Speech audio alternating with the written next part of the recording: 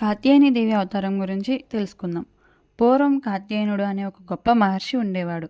ఆయన తన తీవ్రమైన తపస్సుతో ఆదిపరాశక్తిని తన కుమార్తెగా పొందాలని కోరుకుంటాడు.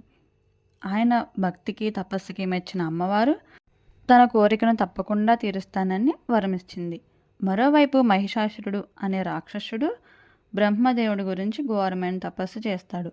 ఆడవారిని బలహీనులుగా భావించి తాను పురుషులు లేదా దేవతల చేతిలో మాత్రమే మరణించకూడదని వరం కోరుకుంటాడు. తరువాత మహిషాసురుడు దేవతలను ఋషులను చిత్రహింసలు పెట్టడం మొదలుపెట్టాడు. ఆయన అరాచకాలను అరికట్టడానికి త్రిమూర్తులైన బ్రహ్మ విష్ణు మహేశ్వరులు వారి శక్తులన్నిటినీ ఏకం చేసి ఒక దివ్య శక్తిని సృష్టించారు. ఆ శక్తి నుంచి అమ్మవారు ఆవిర్భించారు. ఆ తరువాత మానవ రూపం ధరించడానికి కాత్యాయనుని మహర్షి ఆశ్రమంలో జన్మించింది. కాత్యాయనుడి కుమార్తెగా జన్మించడం వల్ల అమ్మవారికి కాత్యాయని అని పేరు వచ్చింది.